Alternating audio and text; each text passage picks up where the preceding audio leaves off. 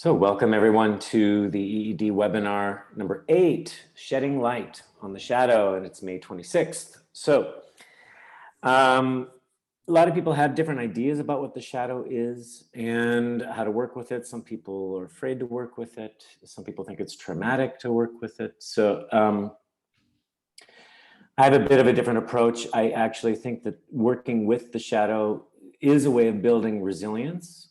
There is a way to do this quite actually gently, patiently, and persistently. And what we mean by shadow, it's basically a disowned aspect of ourselves. That if we're born whole and complete, we're capable of being everything and anything with full potential. As we start to express ourselves through life, those ups and downs, the roller coaster ride of life where we fall, we get up, we fall, we get up. Every time we're falling, getting a cut or a bruise, we think, okay, never again, never again, never again. And we start chopping little pieces of ourselves away and saying, okay, I'm not doing that again. I'm not going to be that again, not going to be that again. That becomes aspects that we don't want to touch within ourselves. They become disowned. Now, that can go to extremes where we have initial traumas and we dissociate and we bury parts of ourselves deep inside.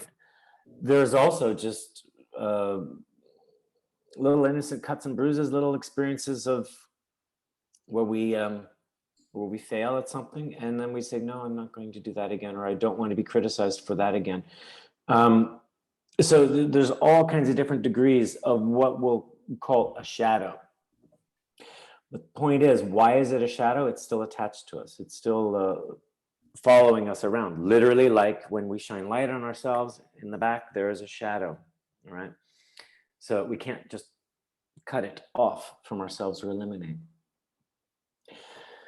Every shadow will have a lesson to learn. It always contains some new strength that we can sort of regain or reacquaint ourselves with or re-embrace, because it's not something that we actually lost, we just lost touch with.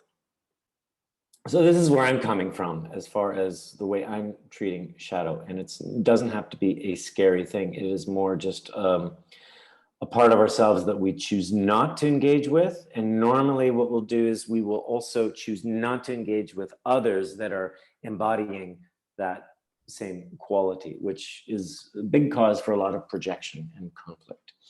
So we can sooner reconcile our own conflicts by reconciling those disowned aspects within ourselves, and then that begins to heal many of our relationships and it changes our relationship patterns. So do you guys have any comments or questions around that little introductory spiel on what I said?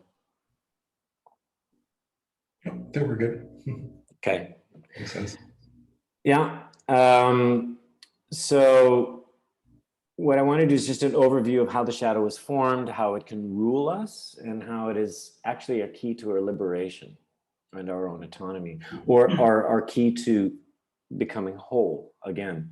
Because we tend to fragment ourselves. Our life experiences will tend to fragment us, and what we want to do is collect ourselves, reassemble ourselves. And by contacting layers of the shadow, that is a way to build resilience. And I'll show you a simple way to do that, which also can help neutralize resistance or reactivity. And by neutralizing our own resistance to ourselves or our own layers of shadow, we actually will discover the strengths that are available within us. Those shadows are in a way, covers. And by contacting layers of the shadow, we're actually learning particular lessons within ourselves. Does that bring up any questions or comments of what you want to know? This helps guide me. Otherwise, I just feel like I'm doing a big, long lecture in a vacuum. Well, I mean, I guess for me, like, you know, a lot of like what you're saying makes sense. You know, I think my biggest thing is like, how do you start like breaking down, you know, layers of it? You know, I totally lost my train of thought. Well, how do you contact initial layers of the shadow, or what might be a shadow. It's something like that, you mean? Or how do you know it's a shadow? Or Yeah, I mean, is a shadow like would you say it's like self-doubt or like our self-perceptions or societal things, or is it like all of those things? Life experiences. Trauma. I've been through yeah. a lot of trauma through Mm-hmm. my whole life, like I have CP. I grew up in an abusive household. My dad like committed suicide and murdered my stepmom. So I have like a lot of trauma, which Mm-hmm. makes it very difficult for me to be in relationships, even, of an intimate level. It makes it very hard to trust a person. It makes it very hard to open up with them, even on a Mm-hmm. friendship level. If even as friends, if I feel like I'm getting too close to someone, sometimes you kind of push them back, or it's like, how do you break those things, down and Yep.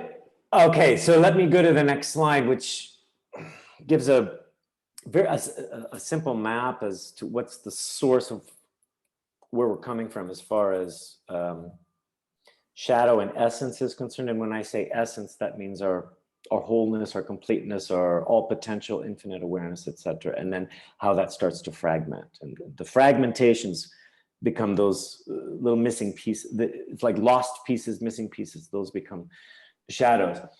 Hold on, I lost my cursor here. I just need to, okay, I'm disabling the waiting room. All right.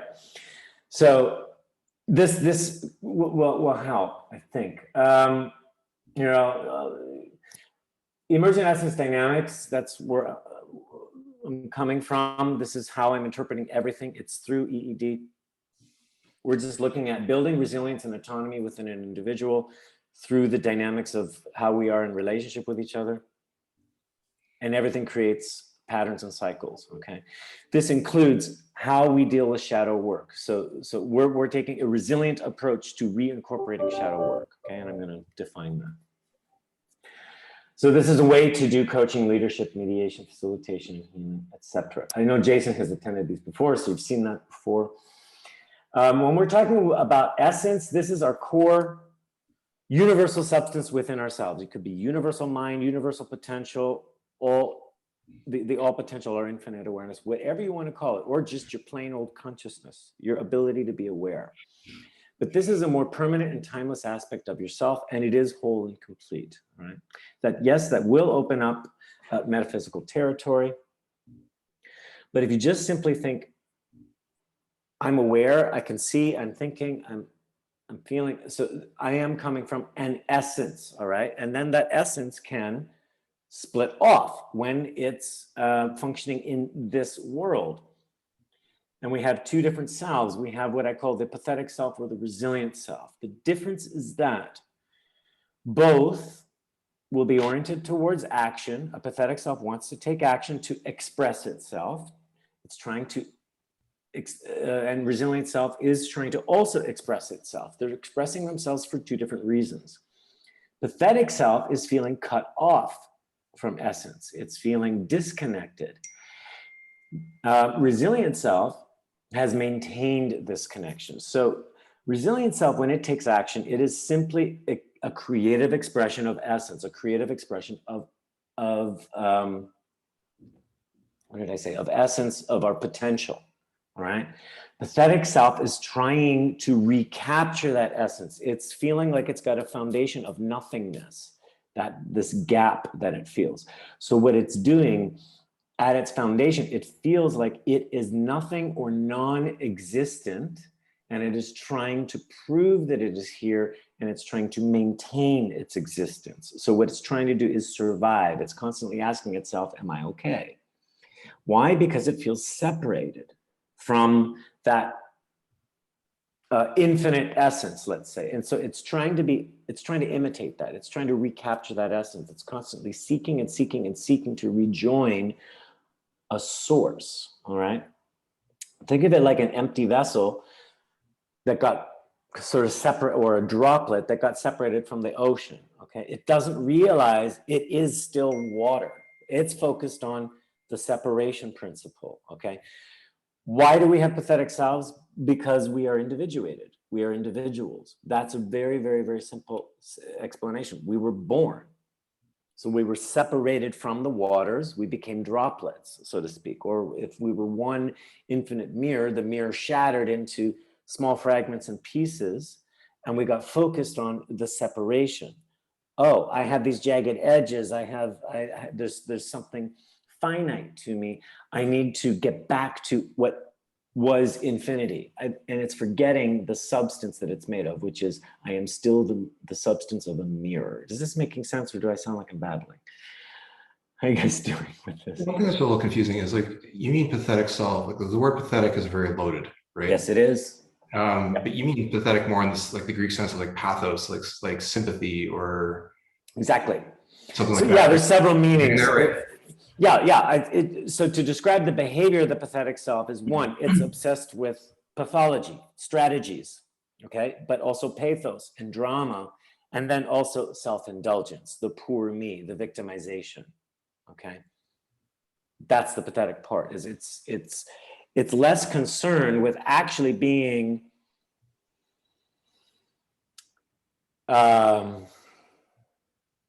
creative and resilient, let's say, because why? Because it just naturally does not realize it possesses any creativity.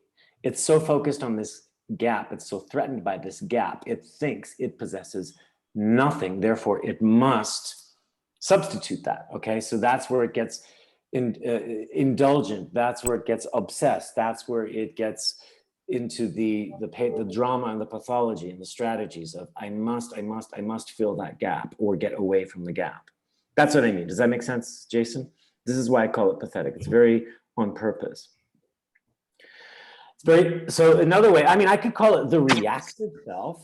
That's another way. I've considered that, to change it to called the reactive self and then the resilient self, okay? The resilient self is connected to essence. It's just saying, I'm okay. That's it. I'm okay. Therefore, it can create. And it just thrives. We experience resilience when we say to ourselves, okay, my needs are taken care of. I feel okay. I'm relaxed. Now I can do what I want. Okay, that's the attitude of the resilient self. It does not feel threatened by adversity. Okay. Now, how does this become a shadow? It's when, here's another way to look at it. These do have a symbiotic relationship to each other. I've discussed this in other webinars. Like, just to simply say, the resilient self is so okay that it doesn't have to create anything. The pathetic self gives it a reason to create. The pathetic self notices all the cracks in the walls, all the little flaws in this, that, and the other, that it could build something from. The pathetic self is not equipped to build. The resilient self is, because the resilient self has access to the creative material, right? So another way to look at it is, when we come from essence, essence begins to express itself through essential qualities, the four main ones being limitlessness, unity, love, and peace. Limitlessness can mean limitless knowledge or potential or creativity. And then those can start to diversify into singular strengths. So from any of these, from when I'm experiencing unconditional love or unconditional unity or limitlessness, unconditional limitlessness, or unconditional peace, they can start to get more and more specific into courage, bravery, ability to connect, warriorship, right? These things can become a little bit more, I'm going to call it terrestrial, and what can happen is, so that would be a resilient self. These little arrows, they're connected to essence. They're singular expressions of the millions of possibilities of what essence can be. But they can disconnect, they can break off. See, and this is where they become pathetic selves. It's still a strength, but no longer has a foundation. Now, what can happen is, let's say we get criticized for a strength, that severs the connection. And then we say, well, then I guess I can't use that quality, because somehow I don't get validated, or I lose control of what's going on in the situation, all right? Or I lost control in a situation, or I lost my recognition or my validation. Therefore, this is a dangerous thing to use. Therefore, I will not. And what we do is we put it aside, and we go into a state of never again. I will not use that quality, strength, or resource because it gets me into trouble. It threatens my sense of control or validation. Therefore, when it gets put aside, dissociated or disconnected or disowned, that's when it becomes a shadow, all right? So there's not much difference between a pathetic self and a shadow. The only difference is that I will not touch the shadow. I will not use it. I'm separating it from myself, and I'm saying that is not a part of me. So what's the first way to check out what's a shadow for me? It's to answer the question, what am I not? What is not me? Who am I not? And those would be shadows. Now, of course, you could say, oh, I'm not a killer. I'm not a rapist. I'm not an abuser. I'm not this. I'm not that. I mean, we can go into extremes, but then go into more subtle things. I'm not cruel. I'm a nice guy. I'm brave. I'm not fearful. I'm not weak.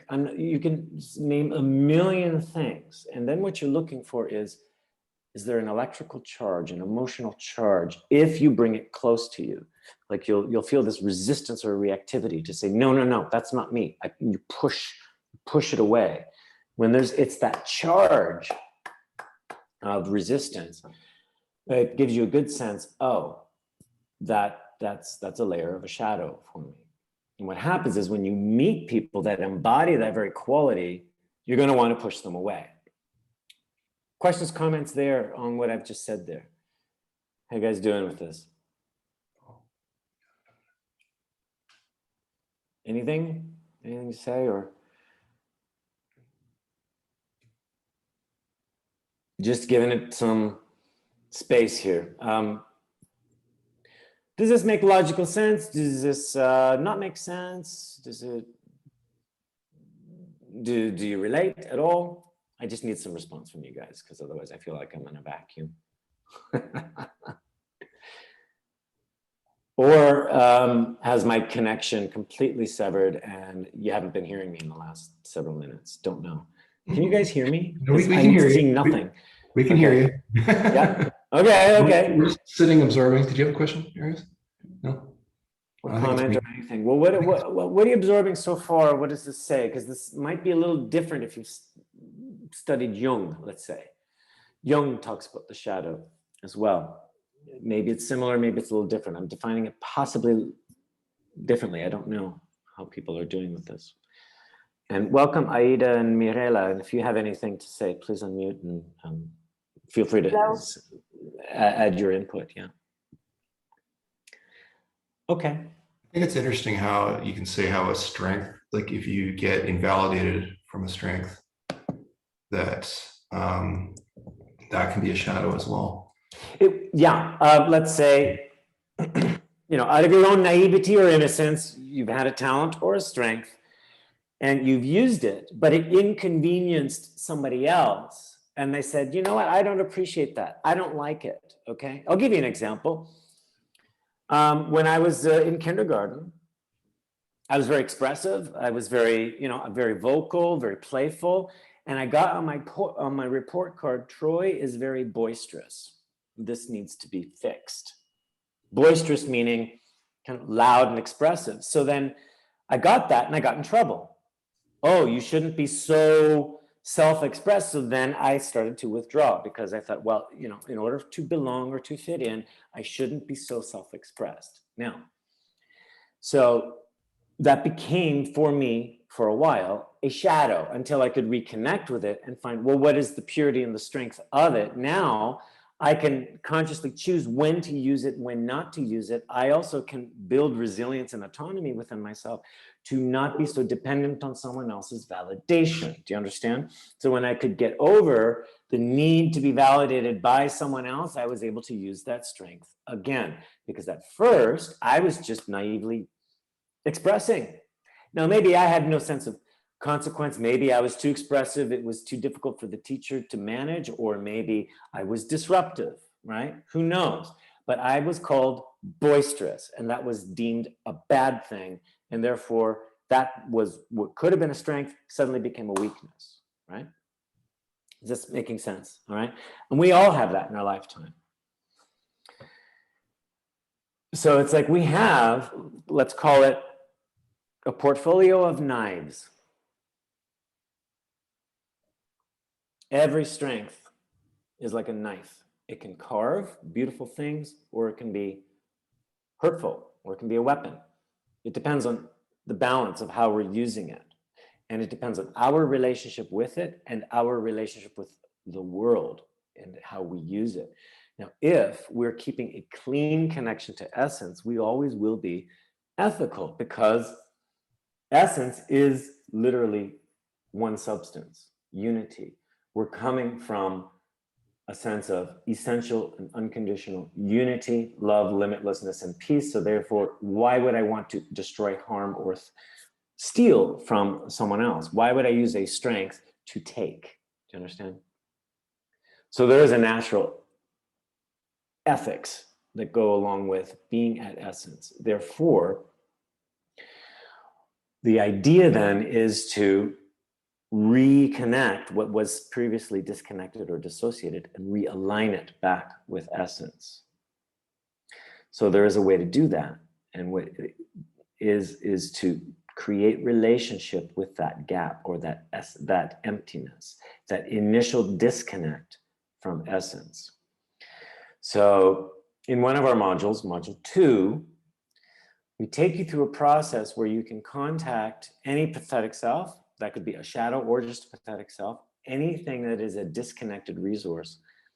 And you can take it back through the gap so it rejoins with essence. Now, it is going to resist that. It's going to feel like it's going through hell, because the gap for it represents loss of identity, which means death. When we're reconnecting with something we've previously pushed away from ourselves, it's going to be threatening. I cannot become that very thing that I believe I am not, right? So this is where the 8 stages of truthful relationship come in, which I've discussed in previous presentations. The first stage is recognition, just to recognize something in front of you. Then we are going to immediately judge it and take action, right?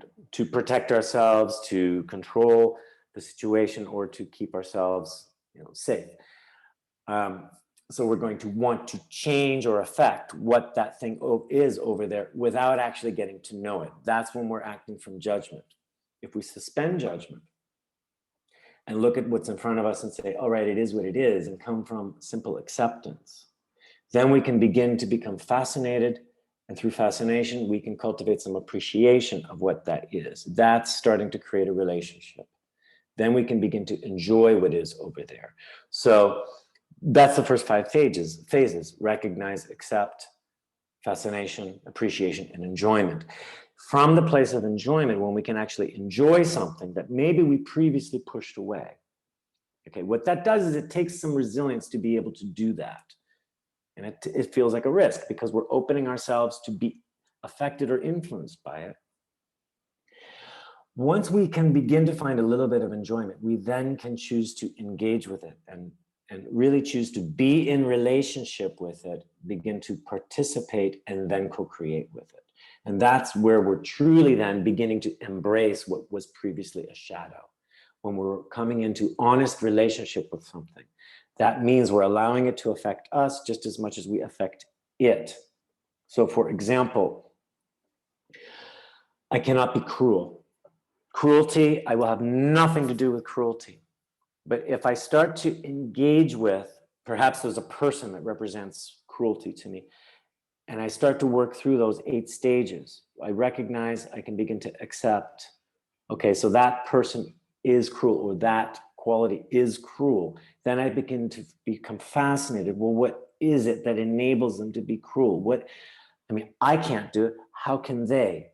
What is a strength or something that they're using? And then when I can start to begin to relate or appreciate, take value back, and I can realize, oh, it's not actually cruelty. What it is they're actually, I'm making this up. They're quite in integrity with themselves, and they're not allowing something to cross a line. Therefore, they're able to say no. Now, if I say no, I see that as being cruel. What they're seeing it is as a strength. They're holding a boundary, for example, okay?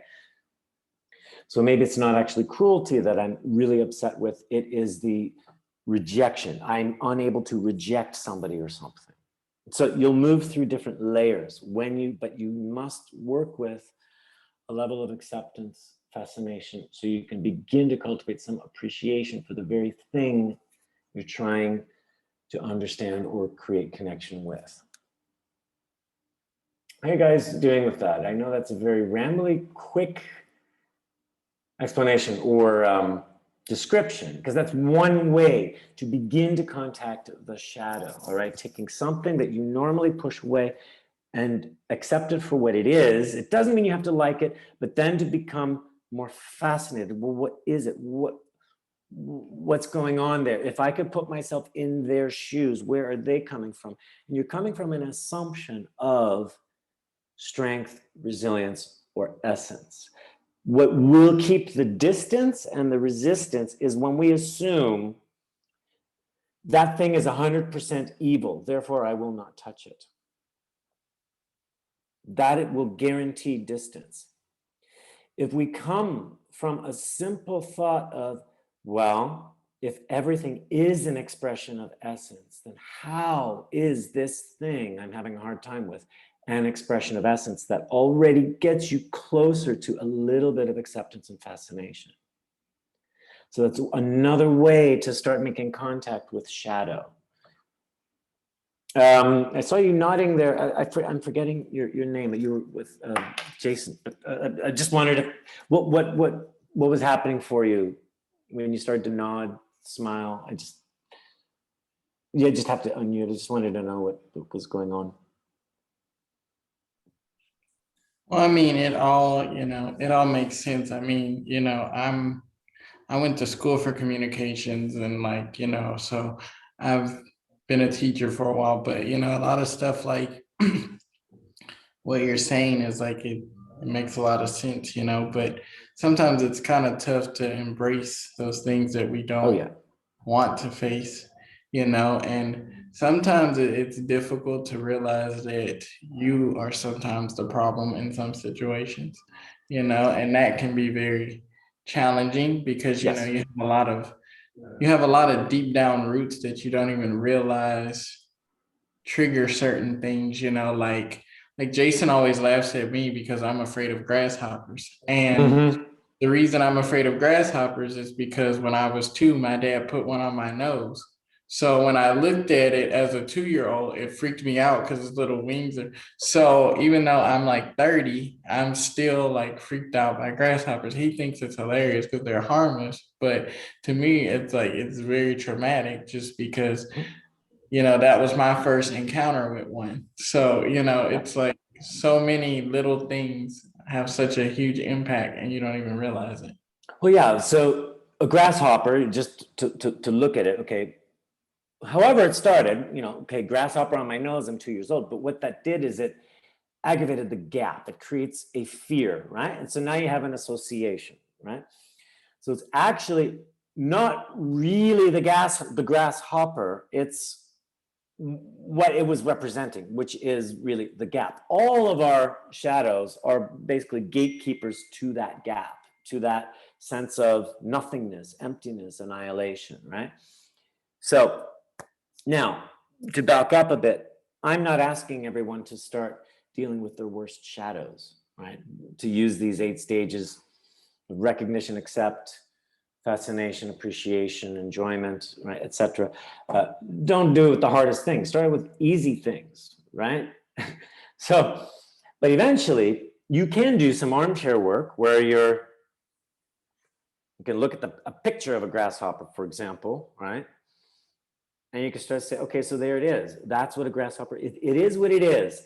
Not connecting back to the narrative of when you were 2, or not connecting to the emotional charge that happens with, oh, when a grasshopper is near me, but actually give yourself some distance, put it over there, and just look at the picture and say, okay, so that's what it is. It is a grasshopper. not to make association, and then to be able to become fascinated with something like, oh, maybe there's something fascinating about its eyes, its color, or something. And that starts to draw you in a little bit, right? And then you can take something back in, like, huh, what's fascinating? What can I start to appreciate there? You don't have to force yourself to appreciate. And then what can I begin to enjoy? And you can just, that's enough. You don't have to get any nearer, right?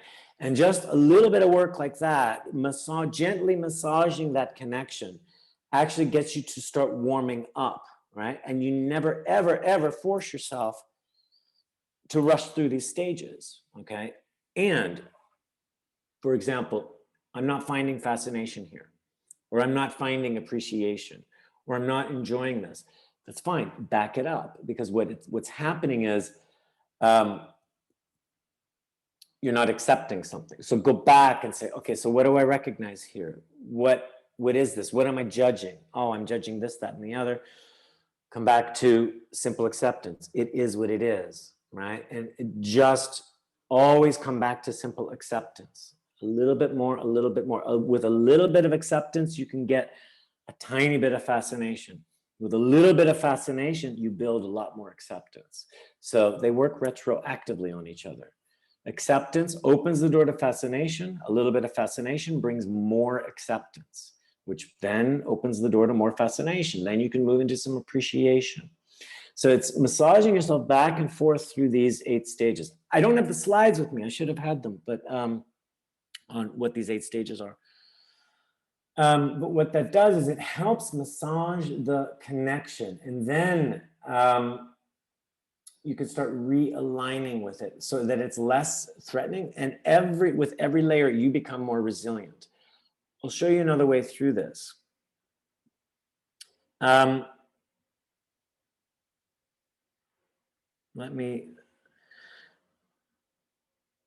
Okay, I want to skip that for a second.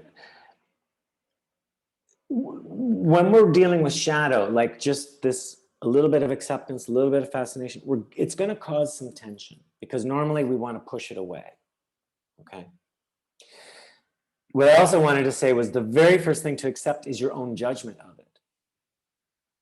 If we can't accept, I hate that thing, or I don't like that thing, or I find it difficult to accept that thing, we need to accept that actually first before we can accept the thing. Okay, so I'll use your example of grasshopper. Like, grasshoppers scare me.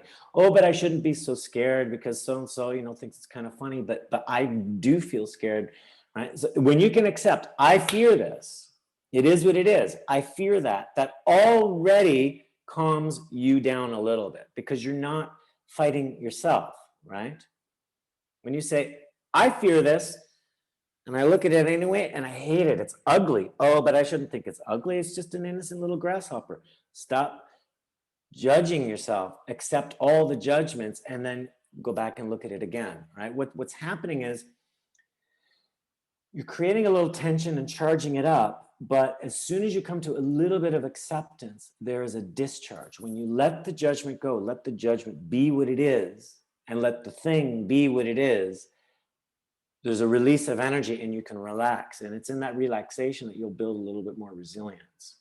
Then you can look at it again, and you get the next layer of judgment, the next layer of fear. And when you find a little bit of acceptance of it without needing to change it, you're not modifying it, nor your judgment, nor yourself, you'll get a discharge and some relaxation. And we constantly move through this cycle of charge, discharge, and relaxation. And then there's a new tension that we can charge up, and then it discharges. This is how our life force moves. This is how electricity moves. This is how music and sound moves, okay? Like an accordion, right? This is how breath moves, okay? The in-breath, the out-breath. So when we are working with shadow, know that we are charging up some tension, some resistance, and then letting it go and relaxing. And it's in the relaxation that we build the resilience to work with the next cycle or the next layer. So it can look like this. Here's our shadow.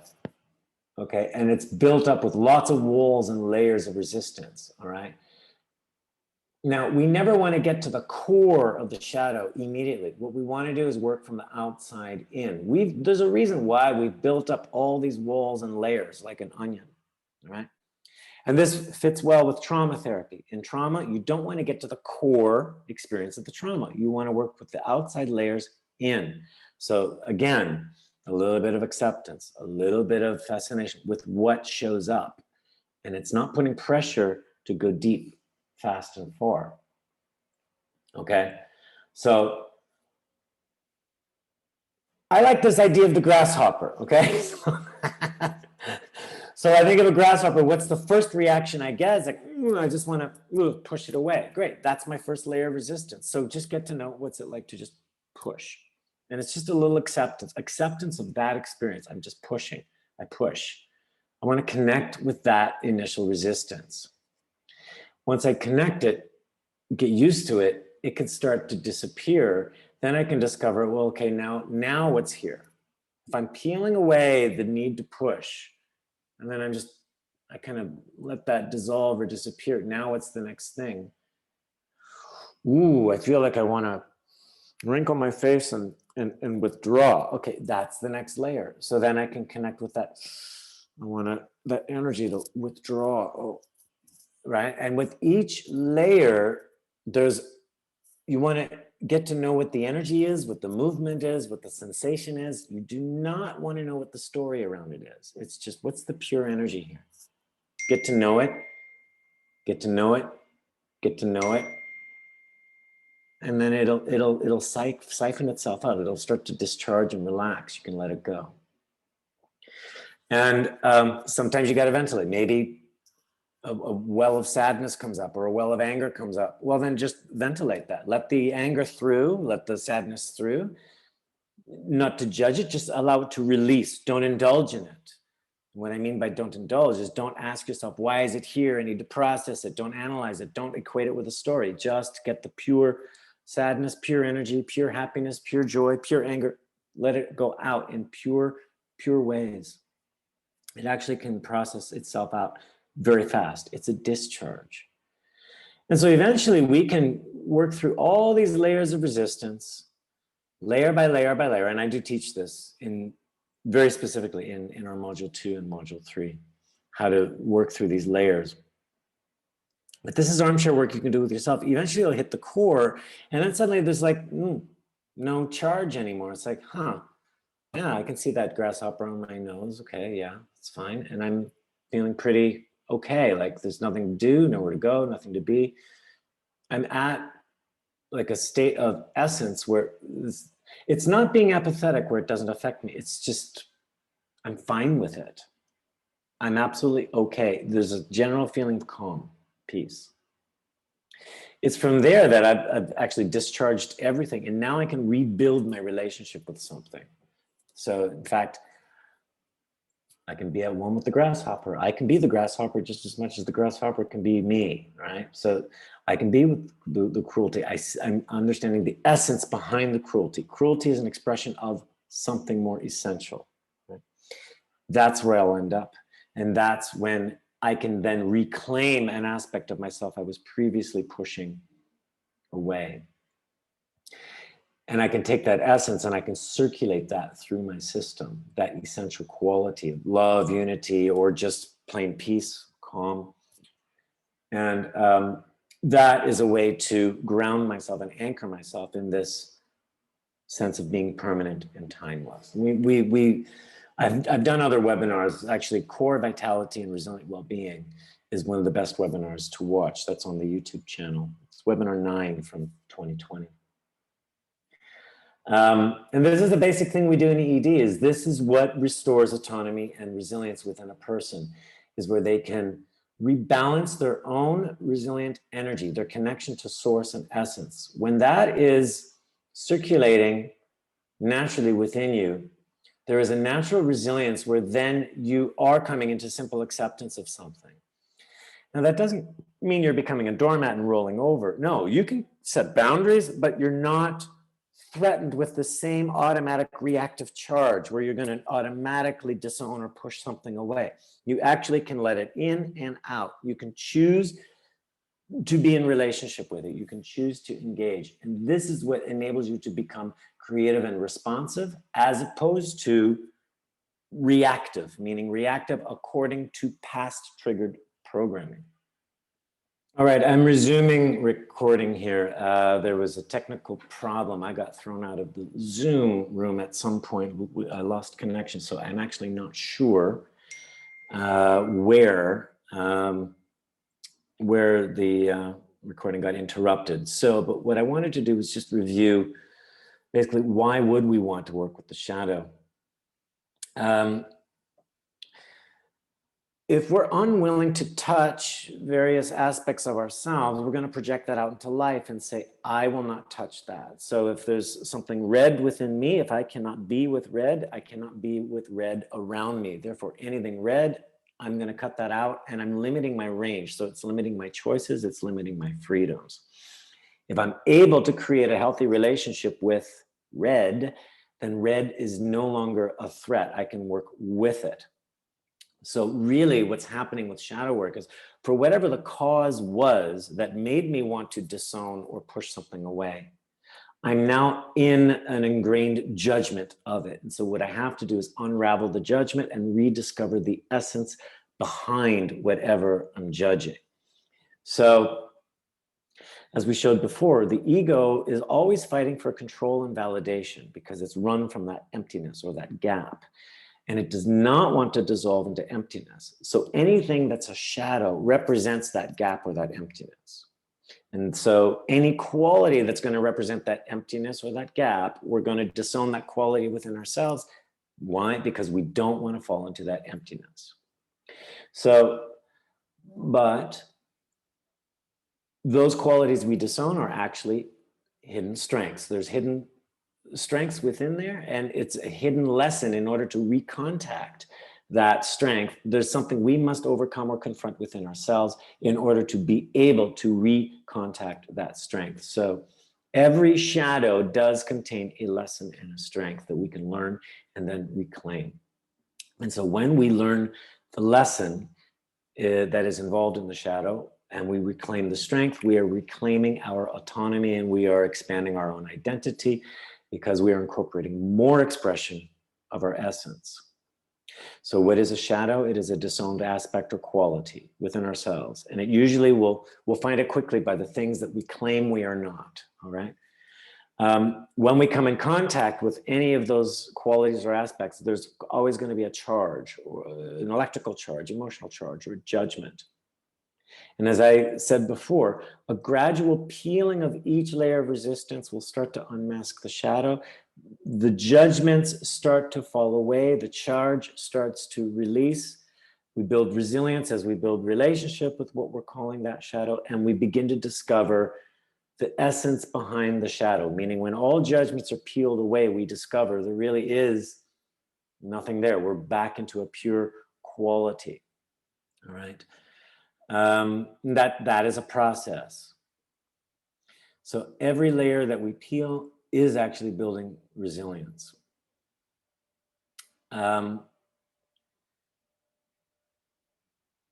So all we want to do is get to know each little layer of resistance, judgment, whatever that electrical charge is, let ourselves have it. We're not creating a narrative around it. We're not trying to process or analyze anything. We're just saying what is what it is. It is what it is. I'm angry, fine. I can release the anger until the anger cycles itself out. Then what's here? For any kind of ventilation or release of emotion or energy, do not attach a narrative to it. Let the narrative go, okay? If grand memories or something comes up, then great. Stop the work, go write it out, right? But don't put the emotion and the narrative together. Otherwise, we're kind of re-entangling ourselves. The narrative and the emotional release must be separated. So eventually, we can begin to accept the things we normally push away. And that brings us back into an essential relationship with those things. And then it reinstates itself as a quality. or strength within us, meaning it's realigned with our essence. Start with easy things, right? And then wherever we find ourselves in that state of peace, calm, we can circulate that within ourselves, circulate that essential energy. As I said on webinar 9 from 2020, which is core vitality and resilient well-being, that's excellent on how to contact essential energy and circulate it throughout your own system. So I'm hoping you didn't miss out too much on for what we where I got cut out, because I'm trying to keep this all in the same recording. So I'm trying not to, so I don't separate them out. But as a summary, the first step towards our own autonomy is self-acceptance, all right?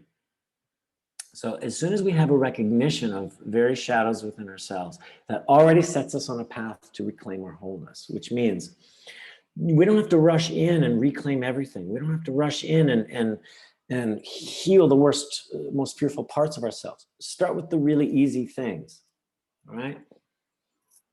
If I don't like triangles and they don't really threaten my life, well then maybe, you know, I can just start working with triangles. It doesn't have to, I don't have to like them. I just have to say a triangle is a triangle, become fascinated with it. What can I appreciate about it?